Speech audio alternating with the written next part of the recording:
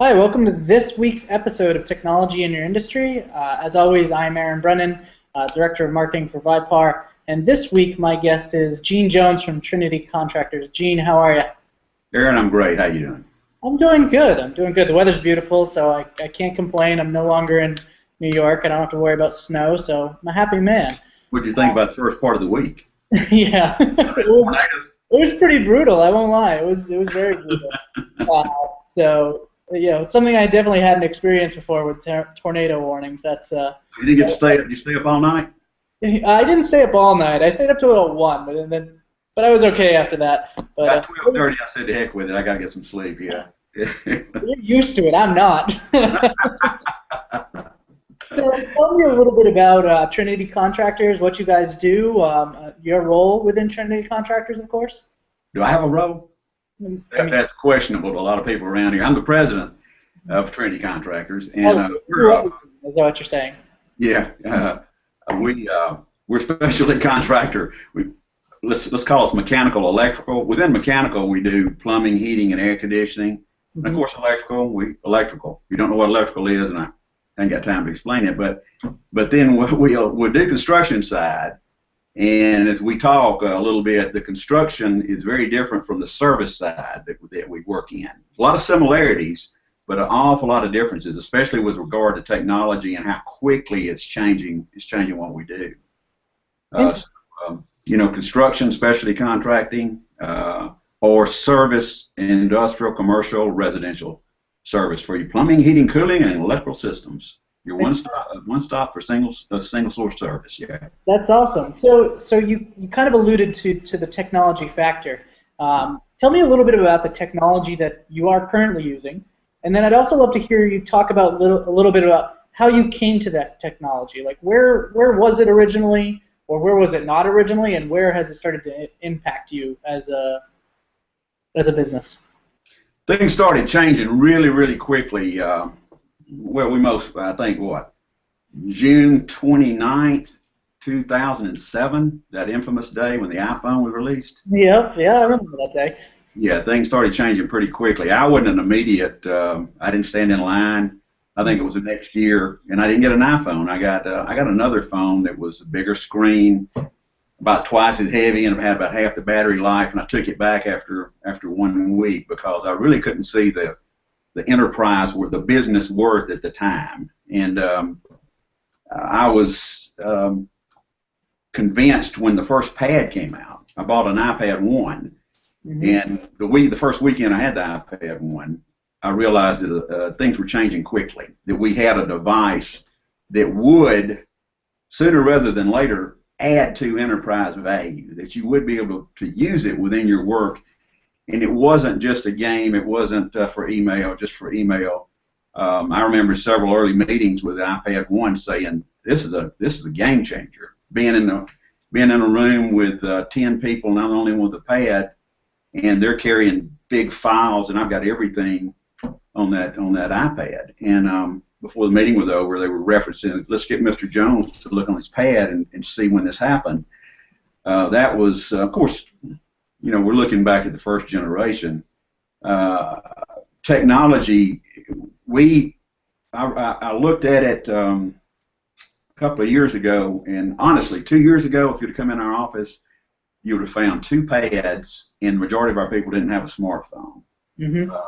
We had phones, company-provided phones that would just let you radio out or talk. You could radio back and forth, and you could talk back and forth. And we spent time with the major cellular vendors coming in, and one of them came in and sent a team and followed us for a couple of days to see what our needs were. And we began to realize that this was a lot bigger undertaking at that time than I'd ever dreamed. This wasn't just rolling out some new cell phones. This was a whole new way of looking at business, thinking about business. We had an infrastructure weakness. We had to define what that was, and what I mean by that is that I don't care if you're delivering air, if you're delivering water, steam, electricity, they all have to have some form of conduit. If it's air, it's ductwork. Right. If it's water, it's some sort of pipe. Right. If it's electrical, it's some sort of wire. And the more that you have that you need to deliver, the bigger that conduit needs to be. You know, the wiring needs to get bigger if you've got more current or power going through it. Right. Work needs to be either bigger. It needs to grow in size plus strength, depending on what kind of pressure you're going to put in it. Piping's the same way. Well, we realize that that we're delivering, when you're delivering and moving data back and forth, that you better look at the size of your conduit. And we realized that before we went too far, we had to look at our infrastructure and see if we could handle, if we could go from handling things at megabits to gigabits. Mm-hmm. And we, right off the bat, I say right off the bat, it took a little while before we realized we've got to, I want to move to the next level of technology, but we're going to have some problems if we don't get our infrastructure kind of upgraded. And we found ourselves in a little bit of a bind because we're in a location while we're really close to the center of town. We were real limited on what kind of service we could get as far as bandwidth. And I'd even be embarrassed to say we had a DSL line that was so small that when we started that, it kind of made me laugh. And then our T1 was fallback and it handled a lot of stuff. But T1, man, you're talking about 25-year-old technology, something like that. So exactly. Yeah. So you know, we really realized that before we go too far, we had to take some steps there. But about 2 years ago, we had a couple of pads operating and doing various things. I used one, and one of our head administrators used another. And we then decided about this time 2 years ago, we started looking at how to get most of our management moving forward in new tech. Mm-hmm. So we put our first pads out to management, and that night when we started about 4 o'clock, and I had a couple of people that were fairly tech savvy helping out as we handed the pads out. We actually set the first pads up with Apple's configurator, the multiple device management program that you can get through Apple. Yes, yeah. The most administrators. I don't even know if, I guess they still got it. We don't work with it now, but it was pretty difficult getting that worked out over a couple of weeks and getting them set up. And then it didn't take long to realize that if we took too much control of the device and they didn't experiment, they were never going to learn to use it. So it wasn't but about 2 days later that took them all back in, took the controls, took most of the controls off so that they could experiment with them, and we started forward because you look at in the real world, the differences between, let's say, age groups in socioeconomic classes means that some people are way ahead of others when it comes to tech, and we had to try to figure out a way around that. But we got introduced to Vipar. I'm not exactly how long ago it was, and the virtual presence capability of the Vipar. We were working with it and testing it when it was locked into. You had to have a big desktop unit to work from in the office, and it was limiting the factors. The limiting factors were that you had to have somebody around that station to work with it. But we found that it was very very useful. That virtual presence, and if for people that caught off guard by the term virtual presence, just read the news and you might hear something about a drone flying somewhere. That's a virtual presence, in the extreme. In the extreme, that's a virtual presence. But Vipar, the software, we've been using it. We've learned that we have to look at it as a tool, just like you look at a tool in a toolbox. And for instance, a plumbing tool that when you need it, nothing else would do would be like it's called a flaring tube. If you're going to flare a piece of pipe to make a certain joint connection, there's nothing will work but a flaring tube. You've got to have a flared joint. Right. They're big, heavy. 5-6 pound piece of equipment there that you put in your toolbox, and you really don't want to carry it all the time, but you got to have it if you're going to do certain types of work. Electrical work, you might have a circuit finder that you will very rarely use, only if you've got an outlet on a wall and you don't know where it turns off. You've got a panel board full of 100 switches, and you need to try to figure out how to turn that outlet off. A circuit finder will help you there. VIPAR is one of those kind of tools, and a couple of examples about using VIPAR. We had a situation working in a mechanical room for a client. It's about, from our office, is probably 35-40 minute drive. And our superintendent on the job had a pad, and he had the VIPAR app. At that time, the early app was on his pad, and wasn't an app, I guess they called it at the time. Anyway, we were able to work with a pad to try it out. Yeah. And while he was there, the owner asked him if we could do some additional work that was not within his area of expertise and knowledge. It was some insulation work. He called in and asked for somebody to come out and look at it. 35-40 minutes from drive, out there to it, and then back. The manager, one of our managers that was familiar, had used the VIPAR, got our insulator and got him on the VIPAR computer with our superintendent, and he was able to direct him around, and our superintendent was able to see his hand or his pencil, or pointing to go here. Tell me what this. Let me see this. Right. Tell me what the thickness of this is. And he was actually able to direct him around without making that drive. We were able to give the customer an estimate within an hour or so, and then go out and do the work. That was a good example of using VIPAR. That's awesome. So, you guys are really using technology and being innovators with technology, not only in helping the customer, but being more efficient in your own system, you would say, right? Like within your own company. Is that a big thing for you, is being more efficient and using technology to be more efficient? You've got to. I mean, in business, if you've got just a very basic premise in any business is adequate funding, a good business plan, or a viable business plan, and then execution. Okay. Now, part of the business plan, and it has to, this business plan, in any business plan, it's going to change over time. And you're going to have to look at it and say, what we've done in the past may not be what we need to do in the future. Where we're going to spend our money.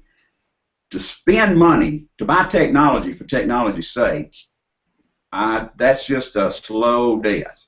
You've got to be able to, when you spend $1, you need to be able to see where you're going to get a return. You want to get a multiple back, not a dollar for dollar return, but you want to get a multiple back. So as we've gone into making these changes, and I guess the biggest thing is getting pads to our managers and getting more and more smart devices to our people, is that we have been able to cut back our while we've had as much trouble growing revenue in this market as anybody has. Yeah. We've actually been able to hold a consistent revenue and see a net increase, bottom line net increase. And you'll see that a lot of our overhead costs have come down over this, especially since 2009, dramatically lower. So yeah, you've got technology for that just to buy it is a waste. You've got to see some kind of increase to enterprise value, to your market or your company value, and I think that I really think we're recognizing that and seeing it. All I can tell you is I look out there, and if our service operation is having a net add of trucks, and everybody's working their time, getting at least their 40 hours a week, and we have a net increase in trucks running in the service, we're growing. And if I don't see the overhead increase in the office, either the people are working a lot harder and more efficiently, or more efficiently than they have been. Yeah. And I really don't see people staying till midnight. I think most everybody goes home about 5 o'clock. So I think the numbers show we're more efficient. Yeah. And have I been doing your job all wrong? I mean, I think I've been staying here till midnight every night. I know you told me that a while ago when we were and I was thinking, man, somebody got a deal there when they hired you. Yeah. Everyone seems to get that, so that's good. I like working though, and I like working for Vipar. It's a great company. You kind of touched on it a little bit, just like buying technology and integrating technology. I know some people do have a problem sort of integrating technology into their culture or into their business and are apprehensive about it. What would you say to people that are apprehensive about bringing new technology in to their company or ways to implement technology into their company? Let's go back a couple of points in history everybody really ought to be able to reference. Yeah. The first one I'll say was, let's say about 1050 AD. Let's give the Chinese credit for block printing. You know, Yeah. in about 1450 AD, about 400 years later, let's give Gutenberg credit for the printing press. Yeah. Now, about let's say 1450, we're going to say about 1517, probably 67, 80 years, 70 years later, a guy named Martin Luther started something called a Reformation. And if it hadn't been for a printing press at that time, when Martin Luther went through the Bible that he was studying, and he wrote up a whole lot of things that he had some questions about, and he stuck them on the door of the let's call it the monastery or church where he did his work. Had it not been for somebody pulling that off and running some prints and handing them out, I don't think you'd have seen the Reformation. So what was important at that time was the change from what I'm going to say. I'm going to bring back that term continuity. Mm-hmm. You had a continuity of flow in social development for hundreds of years. The printing press disrupted that continuity, and what it did was it took away the total prospect of everybody staying ignorant. It right. was really, really hard. You go back, and we got a thing going on. What do they call it? The blood moons, where you're going to have over the next 2 years, you're going to have like 4 full moon eclipses that are blood moons, and people have tied them back to points in time. Yep. Those are really cool to tie back, because they'll tie back to some of these events, like the discovery of America during a 2-year period when you had some blood moons. If I remember correctly, I'm talking off the top of my head right now, but you know, I don't think we would have had America discovered if we hadn't had the printing press, and that's because Christopher Columbus was able to read about Marco Polo's ventures. Right, I completely agree with you, totally. So what you had a situation there that developed eventually. Let's say you got block printing, the Chinese, and let's say the internet, 1960, the U.S. government, internet. Let's say the printing press, 1450, and let's say IBM's Simon's first smartphone. Yep. 1992, I think. I think you're about right there. It might have been 93, but. Right in that period of time. And so, you know, you've got the Reformation. Martin Luther's putting information up there so people could actually question their religion, which was basically Catholicism. Western religion was Catholicism at the time, and you had nothing else except. But it allowed people to question things. Now, the smart device, the iPhone, has allowed people to question and to share ideas and to be open about it and to learn very, very, very quickly. Mm-hmm. And you can look at some of these events, and you can say that like that period of time with the printing press, we've got that situation now because of the internet and because of smart devices, and things are moving easily at only 1/10 of the time. Something that might have taken 400 years back then, let's say from block printing to the printing press. Right. Then you go from 1960. You put 40 years on to 60, and you come up to 2000. Mm-hmm. So yeah. We're moving about 1/10 of the time it took, and it's accelerating as we go forward.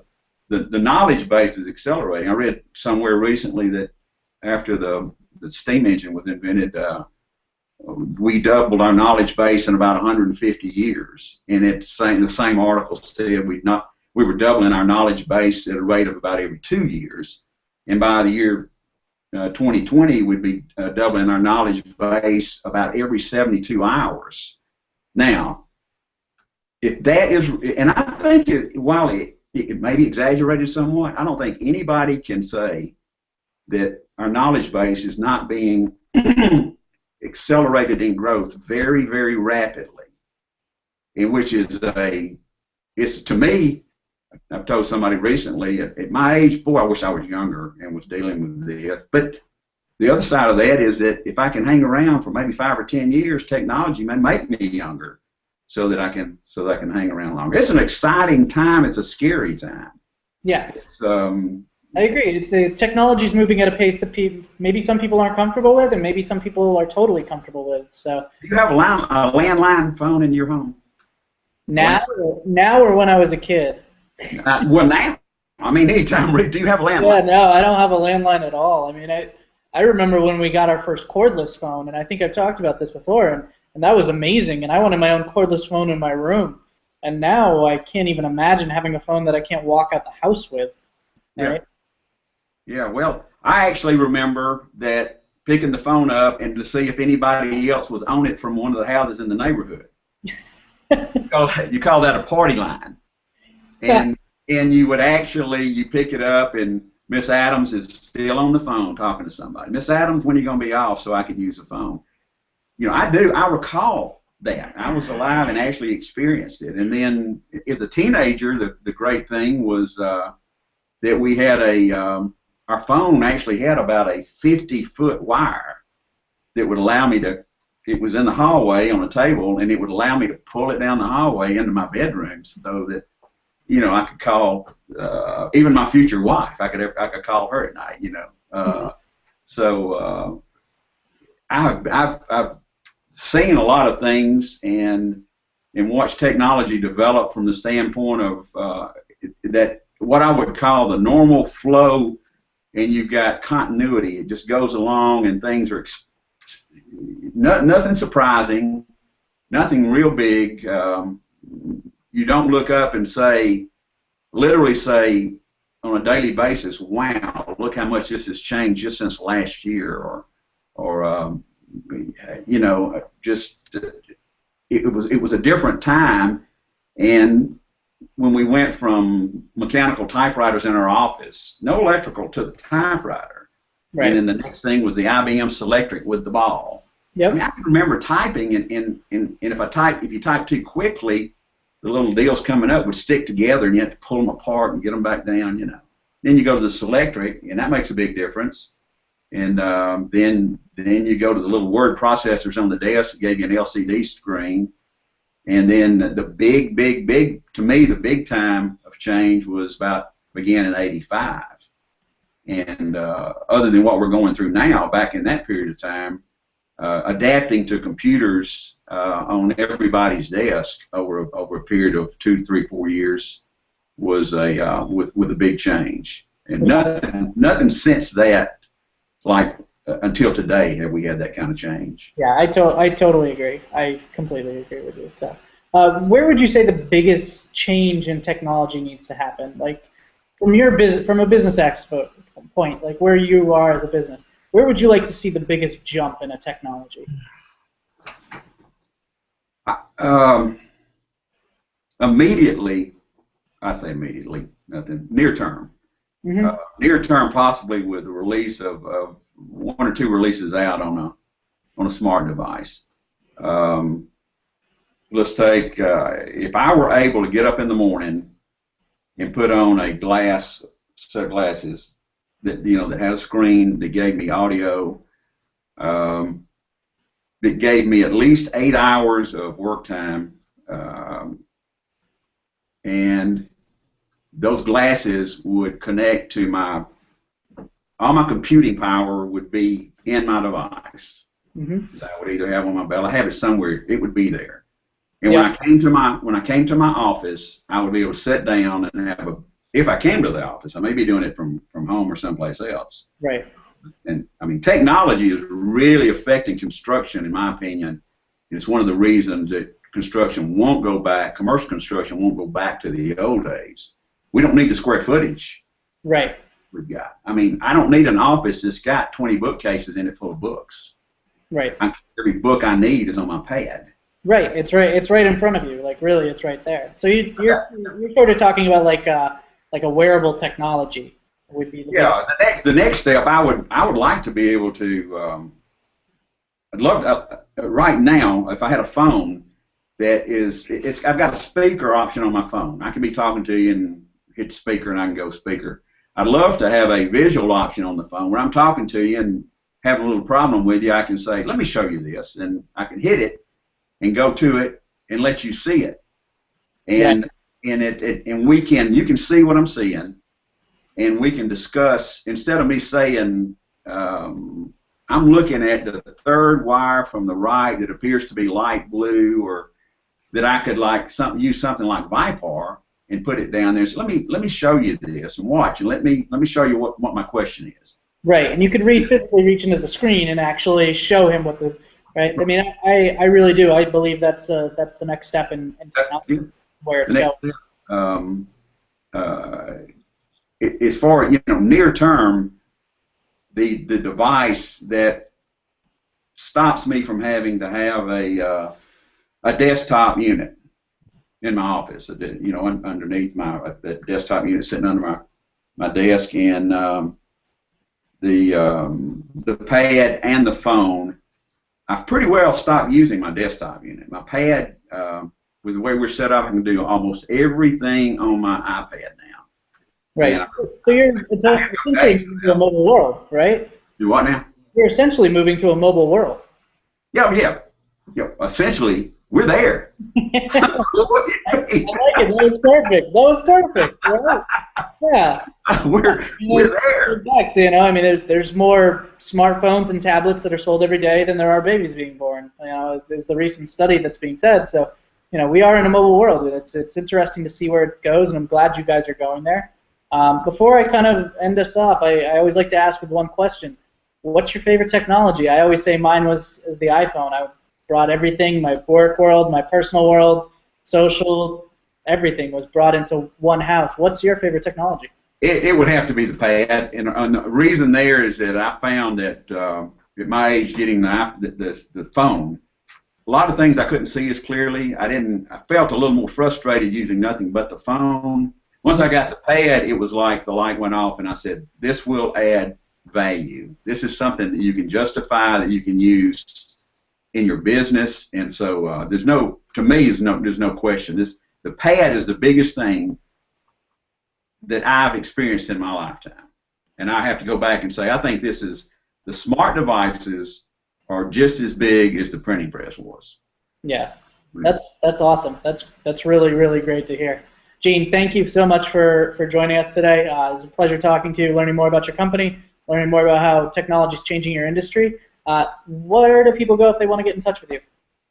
Well, just look up trend.com, and you're going to find us. We're located in Trussville, Alabama. Beautiful. Thanks for talking to us. Again, thanks for watching. My name is Aaron. If you ever want to find out more information about Vipar, it is www.vipar.com. Again, www.vipar.com. Thanks for watching.